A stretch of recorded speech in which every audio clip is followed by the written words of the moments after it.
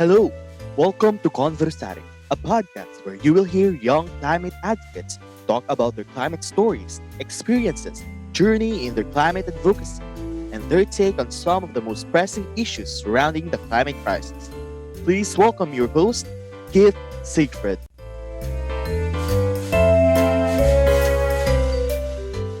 So, good morning, good afternoon, good evening, and good day to everyone who are here. Isang makakalikasang pagbati sa ating lahat. I would just like to greet everyone who are tuning with us this time, for this is a very wonderful event. Today is the Global Day of Climate Action, wherein youth advocates from all around the world are going online, on street, and on ground in order to push the demands for a better climate and a better future. So today we are going to talk about the theme of Global Day of Climate Action, which is fight climate injustices. And joining us is a very amazing climate advocate from Colombia. Please give it up for Miss Sofia Gutierrez.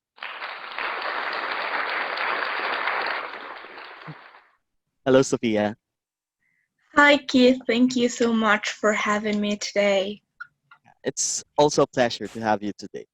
So, this is a very special episode because this is the pilot episode of this podcast. So, I am very glad that you accepted the invitation for this one. Um, Now, I'm super thrilled to be here and be able to tell a little bit about my country's story. As you know, climate activism hasn't focused a lot in, well, the global south. So it's a it's an very, honor for me to be here. yes, um, it is about time to talk about the effects of climate change to the global south. But before we talk about that, as climate advocates, we have our own story, which we draw our inspiration in our advocacies. This is where we get our power, our drive in order to move forward with our advocacy, and this is very dear to us. So, would you mind telling your climate story? Why you are here? What moves you with your advocacy? What keeps you going, basically? Yeah, sure. Well, I'm 18. I'm still in high school, and since I was very, very young, I always cared about the suffering of others. Like, I really couldn't see people suffering, and I'm super sensible to that. Then, back in 2017, when I was in ninth grade, I had to do a personal project, and I chose the impact about, well, climate change and plastics in the oceans.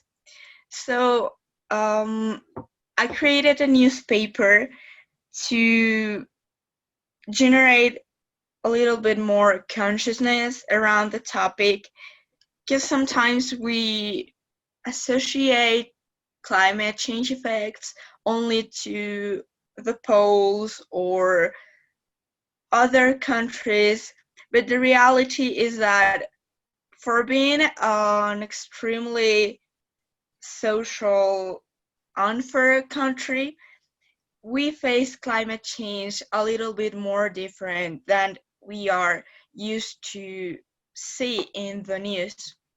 So, and well, in 2017, I stopped my project due to mental health issues. Um, and then is when I changed schools a lot.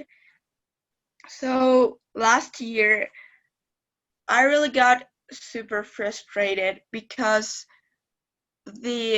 part of the Amazon rainforest, it's in Colombia, and it was burning really bad, and I felt powerless. I felt like I couldn't do anything in the world to stop bad things to happen, not only to my people, but also to my country, and like the world in general, because the Amazon is like the world's lawn. So um, I really felt super frustrated because I really didn't know what to do. And I was afraid of public speaking. I still get anxious to talk with people, especially with if I have to do it in another language. It's not easy for me. So I found in activism like a big hug. Activism was my way out to depression, and I found my purpose in the world with activism. So back then in August 2019, I started to gather with some friends from other schools because I really didn't have friends in my school. So, and we were motivated to do something for the Amazon. And that was my first climate strike for the Amazon rainforest in Brazil embassy. I remember pretty well.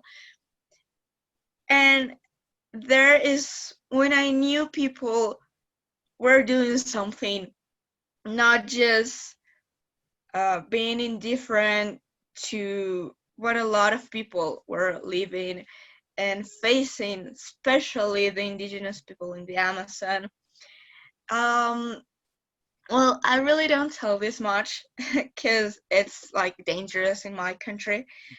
But I have, well, my granny's sister, she lives in the Amazon, and my cousins are from an indigenous tribe, and she's sick. Well, my aunt, yeah, I call her like that.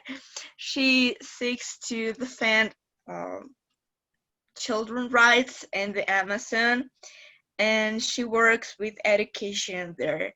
So she inspired me a lot too, but I was also worried because it was happening to someone I knew.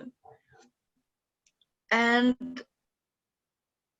we gathered in front of that embassy, and I felt the power of the people. I felt their will to change the world. And that is when I knew that I wasn't alone on earth and that I had a purpose. And that purpose was to fight for my country. So in October, we faced a social crisis that held endless protests across the country, but especially in my city because it's the capital. So they were 13 points that the whole country was fighting for, mostly about education rights, social rights, even feminist movements joined these protests, and also the environmental sector, if it can be called like that. So I was part of some of the protests, and it was really hard to see that because I still have an image where we were just like dancing in the street, and people had like a lot of puppets, like big puppets, and we were singing and, well, walking in the street, and it was amazing. And a lot of people joined. I mean, people from all over the country came to Bogota to protest, and like the police just started to brutally shut out the protests. They shoot gas bombs, as a first instant when that's like not the right protocol according to my country's constitution. So um, that was, I really hated that because I felt dizzy. I couldn't see anything. The streets were literally crying. I didn't know where to go. My eyes hurted a lot because I felt them burning due to the gas. And yeah, so it also started raining at that time, I remember. And that was like my best wish. Thank you for the world for raining.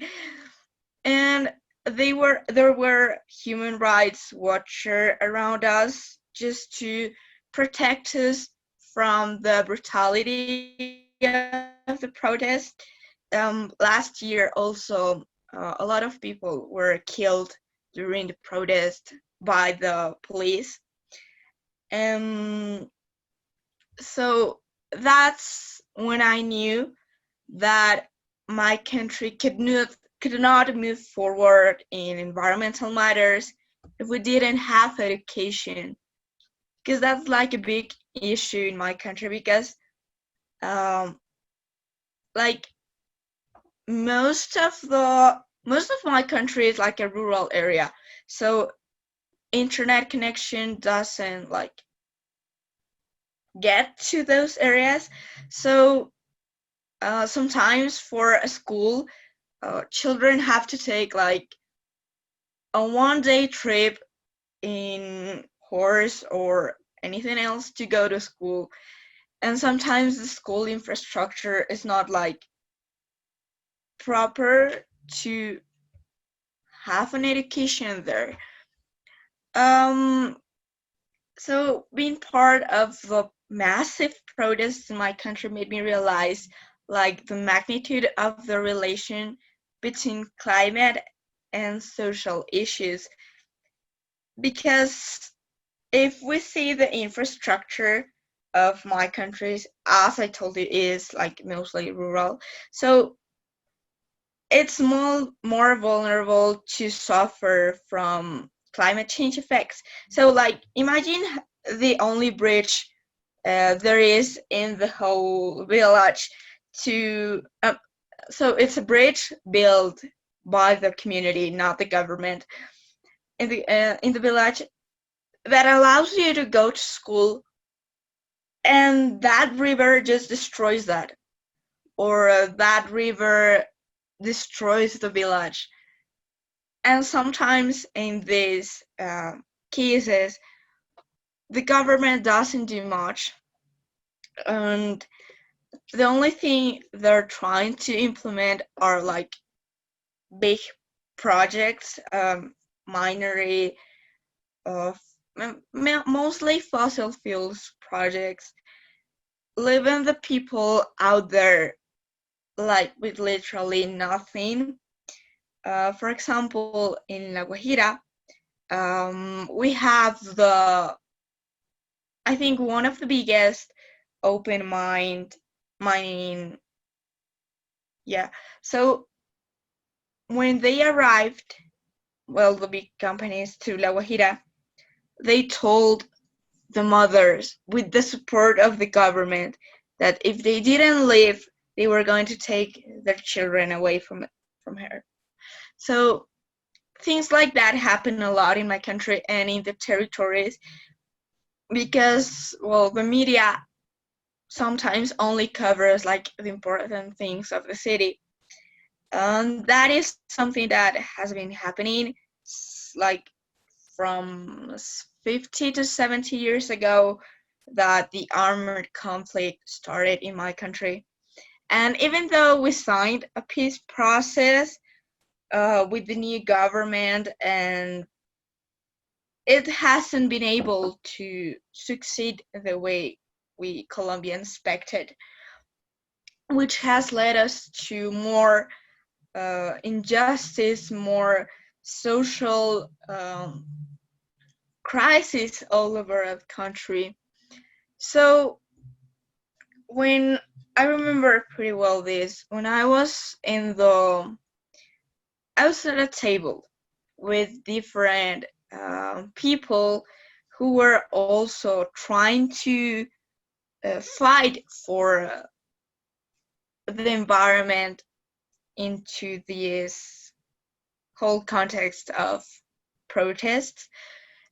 And I remember that someone said, I'm afraid because some of the people I work with are receiving threats. And that is when I knew what was to live in Colombia and speak out for your rights. Last year, according to an NGO, well, Colombia and the Philippines are the most dangerous countries to live in for environmental defenders because of the territory. As I said, sometimes these big projects arrive to the territories, and the social and environmental leaders opposed to these big projects get killed because we have like big terrorists and well, I don't know the exact word in English. I'm so sorry. Narco traffic, I think it is. So when it's like hand to hand social and environmental matters in my country, because the community will receive an amount um, for allowing these projects to take place in their territories. But some people actually know the impacts of that, and they get um, targeted as an enemy of the community. And it is proved that whenever a big project arrives, social issues become more delicate to face. Prostitution increases, violations, and also because people actually don't have a job, um, they end up doing illegal minery or things like that to obey. Yeah, I could say obey the like the guerrillas that are in different parts of the country, because well, that happens a lot because we don't have like a proper state watcher in the different parts of the country. And the only thing that they receive is a little phone uh, to advertise the government, like, hey, we received a threat, but the government doesn't do anything. So that's why in the last year protest, one of the things that we were fighting for was the Escazú agreement that seeks to protect the environmental defenders in Latin America and the Caribbean, allowing a good participation for these spaces of big projects before they arrive to their territories. And also it seeks to guarantee like a legislative package that protects environmental matters. So that is when I took like a different path with my activism. I started listening, and then I had a chance to be part of 3 national dialogues with my government, regarding fracking, the declaration of emergency, like in a national and in a local level, and also educational matters. And I introduced myself to politics, making my fears like of public speaking aside, and my frustration won the battle with my fear, because I couldn't resist seeing how unsensible and indifferent the people from my city and, well, most of the country is.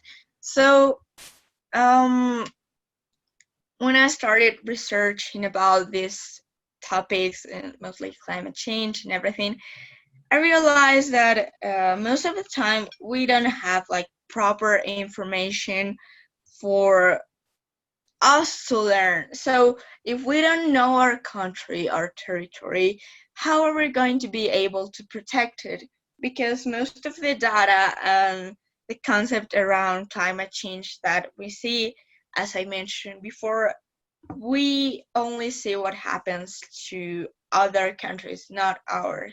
So um, that's when I started an environmental educational program in an NGO from my country called Pacto por el Clima.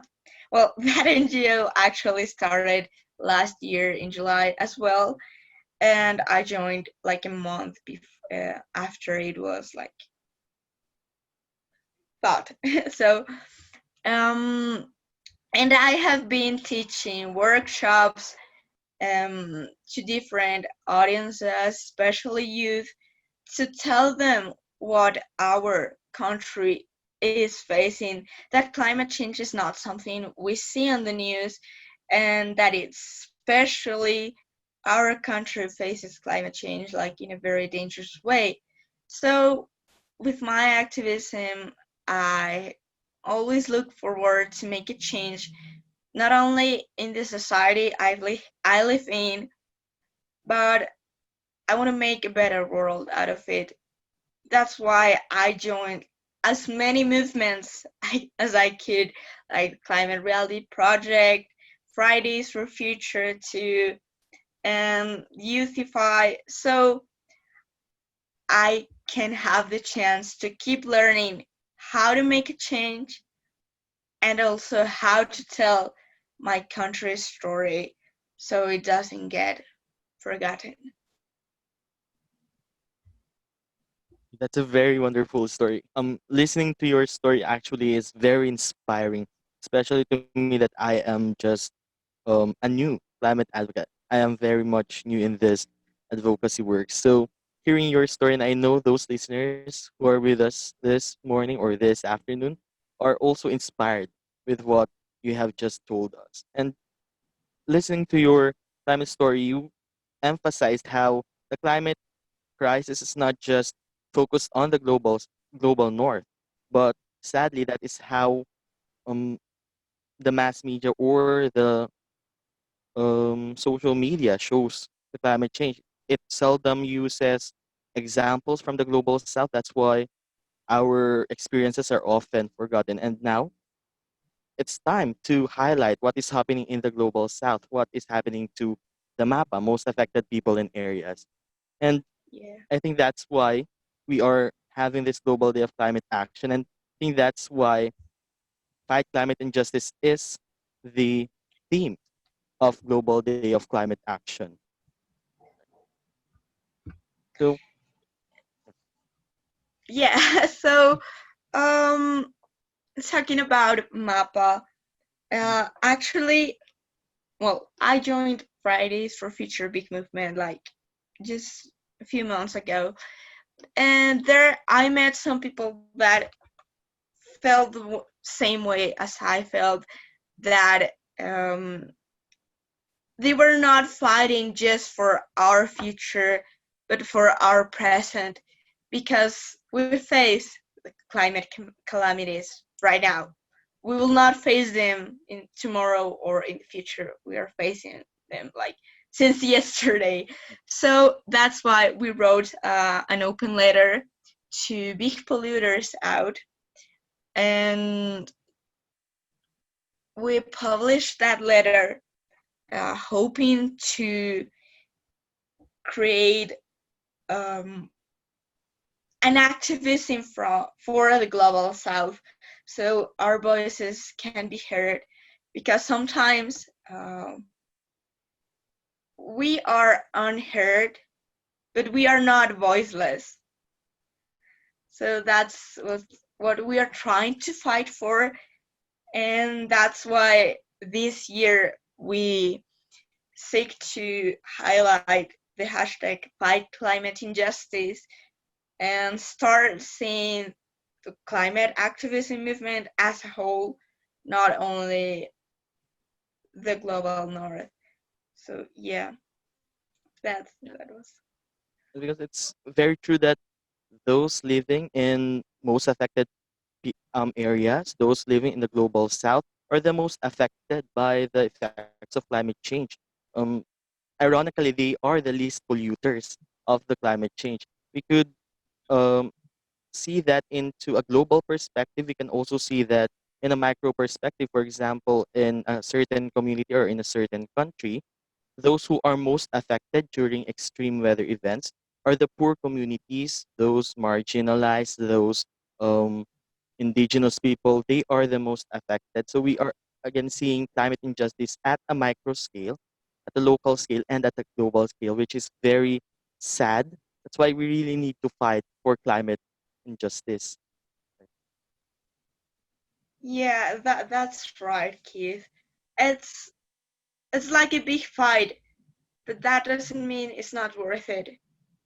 So it's really frustrating for us sometimes because we're reduced to data and just sad stories that sometimes the global north tells to defend activism, and that's not wrong. It's just we have been unheard.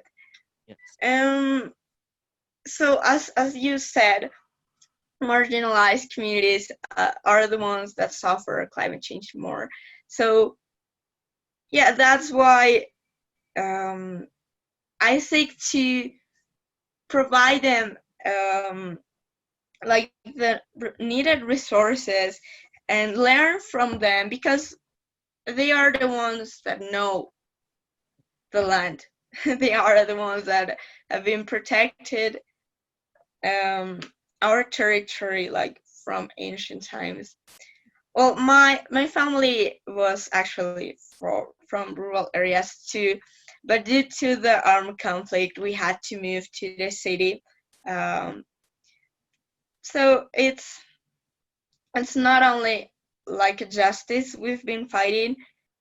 Uh, 1 year ago, 2 months ago, it's a justice we've been trying to achieve since my granny was a child. I can say. So this has been going on and also based from the story, based from your story, actually I have seen some parallels with what is happening in the Philippines. The injustices that is happening, the human rights violation is also very much observed here. um, the threats with environmental defenders, and actually environmental defenders literally losing their life because of what they are fighting for. So it's about time really for the whole world to listen with what is happening in the global south. It is about time also for the global community to recognize and hopefully to inspire them also to not just fight for themselves but for others as well. Yeah, I think it's an ecological debt we shouldn't be paying because, as you said, we are not the big polluters, and the ones that actually are, they just continue making it. And the worst part is that I think they are somehow allowed to think that our territories are just for them to exploit our natural resources because in our countries, for example, we don't have the right legislation to protect the environment. So if they don't have that in their own countries, like big polluters, they'll obviously go to um, the least protected environmental um, countries. I don't know if that I got that right, so I'll just repeat it. So, for example, Germany, 18% of Germany's carbon comes from Colombia, and at the cost of what? At the cost of people dying, at the cost of people being removed from their homes and threatened, and literally all the water from like the big where the big coal industries are located in my country are leaving the communities without water. So yeah, Germany can say, yeah, we're like this big country, we don't exploit carbon and everything, but you import carbon. So that's that's what the rest of the world is not seeing. We always ask ourselves like, wow, those companies are making like a big change in their local, uh, well, in their countries and everything. They don't exploit resources because they have the right legislation to do that. They just come to the most affected countries by social unfair, I don't know, injustice, Yeah. and they come to exploit our resources. So, for example, Samsung is one of the companies that said, we are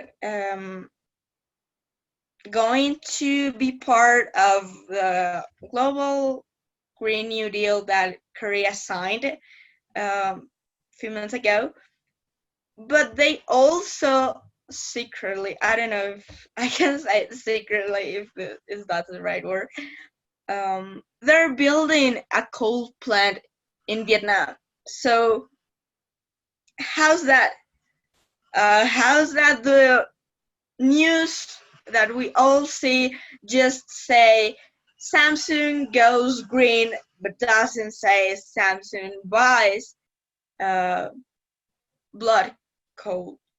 So That's yeah, the that's reality. right. The mainstream media doesn't highlight those things, and that's why people think that these companies are actually going green, which is in fact they are not. They are just secretly, just like what you said, or covertly doing the dirty works underground. That's why we really need to highlight these things, and people should really start being informed with this one. Another point that I think you have already stated it earlier, the social, well, we have talked about the social aspect of climate change during our conversation, but it is not often highlighted in climate education programs. Well, basically here in the Philippines, when we study climate change, we only study the disasters and the um, natural effects, and mostly the examples are from the global north, such as melting of the polar ice caps and so on. But students doesn't know the social impact or the social aspect of climate change. Its connection to public health, its connection to economics, to sociology, to human rights. That's why it is very sad to see these things happening, and it is a product of the climate education programs of different countries. Yeah, and as you mentioned, climate change in schools. I actually, well, as I told before, I've been through a lot of schools, and in none of them I've learned about climate change. And when I talk to my teachers, they really don't say the importance of this matter. And not was until this year that like I fought a lot for this. But my chemistry teacher was also new in my school this year. and he was also passionate about like climate change topics. And we started an environmental forum to actually do research about well, fracking in my country, open mining as the situation like what I told before, also GMOs and the transgenic seeds, and all the plastic effects in our country. And I remember pretty well that when we started the school year, everyone said like, why are we saying this? We should be learning the basic stuff to actually enter university, or yeah, things like that. And I was so frustrated for that. But I just waited, so I took a seat.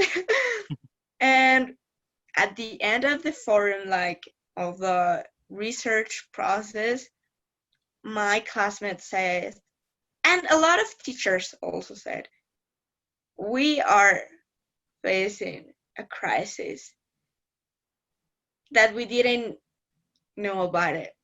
So it's about making the change through information, through knowledge. Because with that, it's how you can actually protect the territory.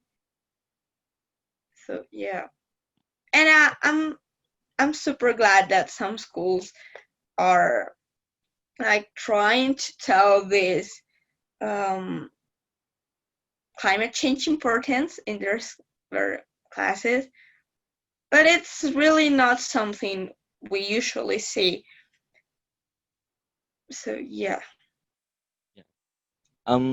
I also am currently doing some climate education programs, going back to my high school, talking to the teachers and inviting their students for me to somehow engage them in the climate conversation. I already gave a few presentations regarding the climate crisis, and I was very happy that they are interested in that type of conversation, that they are very much interested in doing some climate action. So I think what we need to do is just open their eyes, let them um, realize that we are living in a crisis. This is not just like what you said. This is not happening in the future, but we are experiencing it now. 19 of the 20 hottest years happened during the past 2 decades. This is during our lifetime, and we are expecting to experience worse. But if we change now, we can change the future. So that is the importance of um, educating the youth, educating the public regarding the realities of climate change, helping them realize that we are in a catastrophe. Unless we change, we will experience worse. Those who are not yet here, the future generations, will experience the worst. So I am very glad that a lot are actually doing climate education programs, and hopefully a lot more would be enlightened with what is happening in our world. Yeah, that is my dream actually, to every school in my country teaches about environmental education. Yeah, that's my dream. Uh, Because education is one of the keys that we have in order to um, empower many people to join us in the climate movement, empower them to do necessary actions for the climate, for the environment, not just for themselves, but for the whole world, basically. So I'm very glad that, and I am very hopeful that in the future, more and more would be informed about this. And the ironic thing is, most of those who are not informed are living in the global south in our countries. Most of those who are not very much enlightened with the climate crisis are those who are most um, affected. That is an ironic thing because they are the most affected with these effects. They are the most vulnerable, and yet they are not informed with this. Yeah, yeah, that happens a lot. If we don't know our own territory, how are we going to protect it? If we don't protect the people who defend our territory, how are we going to learn how to protect it? Yeah. So um, the next point that I would like to point out is youth, because you are very much engaged in empowering and in educating the youth. Why do you think is the youth very much alive this time? Why are they at the forefront of this protest? Um, Today, September 25, the Global Day of Climate Action, the youth are actually uprising, pushing their demands for a better future, for a better present as well. Why do you think is the youth very much involved now? Well, I think historically, youth has always been the one taking the lead into like big revolutions uh, around the whole globe. So, um, a relation with environmental and social matters. It's just we got tired, and for many years, the armed conflict in my country remained in silence, remained only in the rural areas. And when we started seeing how much people arrived to the cities due to the armed conflict, I think people started to open their eyes and start making questions about what is happening, why is so many people arriving to the cities. So I think it started with a research process. Since 1991, we had the new constitution to protect like this whole new era of thinking of everyone as a human being, not only the privileged ones. And since that, I think a lot of movements were created to face the social injustice we were living in our country, and that got passed generation, well, and through generation. So I as I mentioned before, I grew up with my granny's stories telling me how she and her brothers had to run from their like houses in the rural area due to like violence. So a lot of youth in Colombia grew up with those stories, knowing that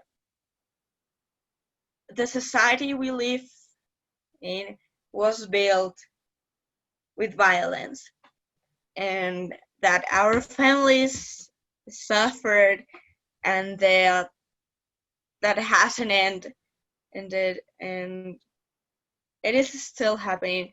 So in also the teachers nowadays give lessons about the armed conflict.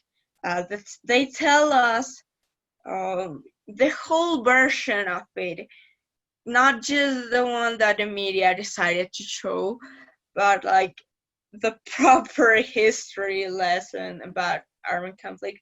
So the youth started to creating a concept very different about the armed conflict that many people in my country has.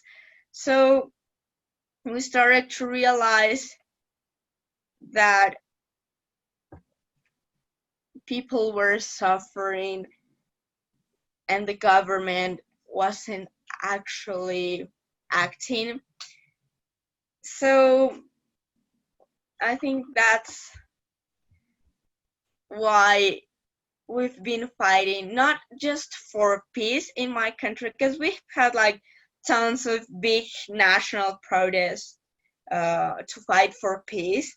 Um, but also, and thanks to Greta last year, I think more people got in power, I could say, to actually speak for the planet. And we started to establish a relationship around social matters and environmental matters. And that's why we started to see that the decision makers were all grown people. So, grown people that didn't actually had the chance to review the history of our country from different perspectives, just the one that they grew up with. So I think it's like combination of both. Like the well, I speak for my country because we were tired of violence and it was like a big peace process. And then environmental matters got related to the peace process as well. And like everything just exploded together. And we understood that if we weren't the ones defending our territory, we are the last generation that can actually make that. We're not the voices of the future. We are the voices that fight for our present. We That's a very cannot wait for tomorrow. Yes, we shouldn't wait for tomorrow, really. And it's a very nice thing that the youth are actually standing up, speaking out, voicing out these concerns. And even though I am speaking in behalf of my country, because here in the Philippines, youth are very vocal with what is happening. May it be in the environmental aspect, may it be in the human rights aspect, or whatever social, political, and economic aspect that is, the youth is very vocal. However, there are a lot of forces, quote unquote, trying to silence the youth. There are a lot of um, power trying to keep us mum, keep us silent about these things, and I don't know if that is also happening there, but mostly it is happening. And the wonderful thing is the youth just keeps voicing out as if nothing could silence them, as if those threats uh, are nothing. And that is a very wonderful thing that we, the youth, are very courageous with these things. We really want to change the world. We really want to um, make this world um, beautiful, quote unquote, livable, so that we will have a better present and a better future and a better today. And that's a beautiful thing to do, that no matter what is happening, no matter what force is trying to keep you silent, you just keep on pushing forward, moving forward with what you are doing. Yeah, so um I think it's a collective anger. I can, yeah, I can call it like that. You know, well, we're also having like big protests right now. So because during the COVID quarantine, we saw how, well, according to the UN, we had 37 massacres just in 1 month, and they were mostly youth. So people went to the streets, they started screaming, and the streets were crying. And last week, well, no, 2 weeks ago, that the big protest started, 8 young people were killed for raising their voices. And that just hurts. That just hurts a lot because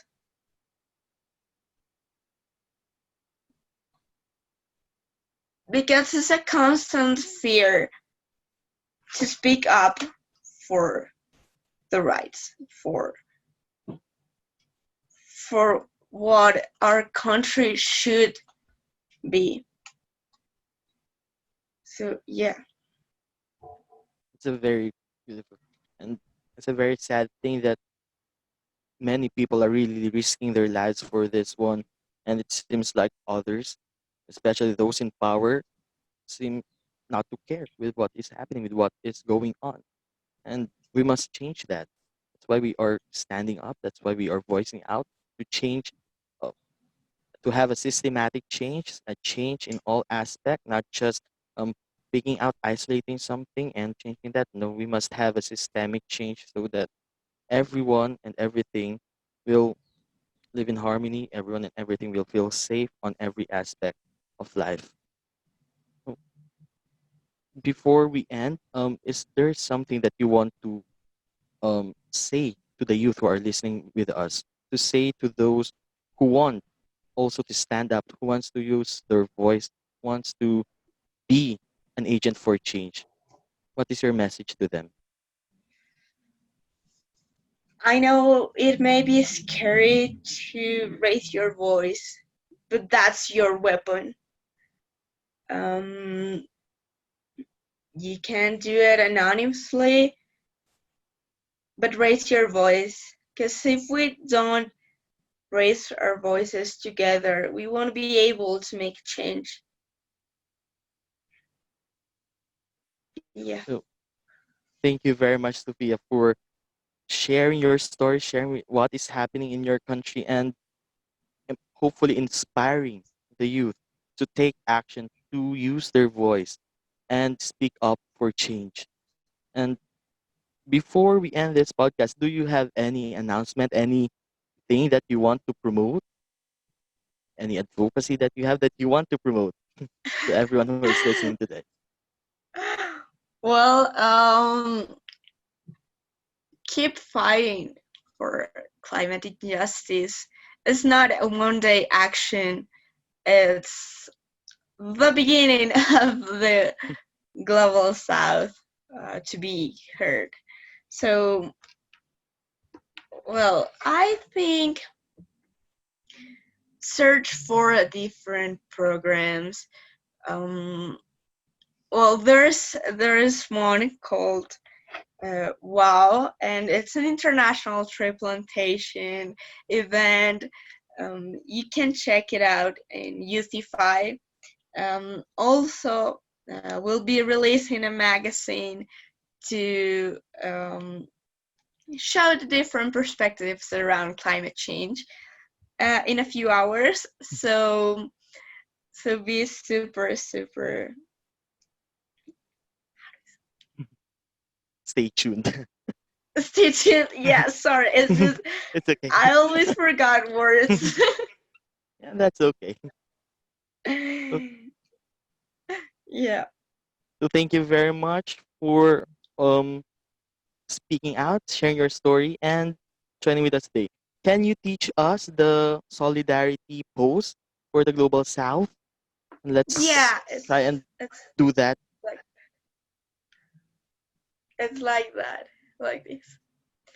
And Oh, in sign language in many countries, it means solidarity. So that's what we are trying to promote solidarity to those countries and that people who are most affected by climate change. that's a very beautiful sign. And those who will be joining us in the strike today, don't forget to pose using that solidarity pose for the Global South for those who are very much affected with this climate crisis that we have. And that's the end of the day. Enjoy the rest of the day. There are many activities set for the Global Day of Climate Action. Thank you for listening and goodbye. Goodbye.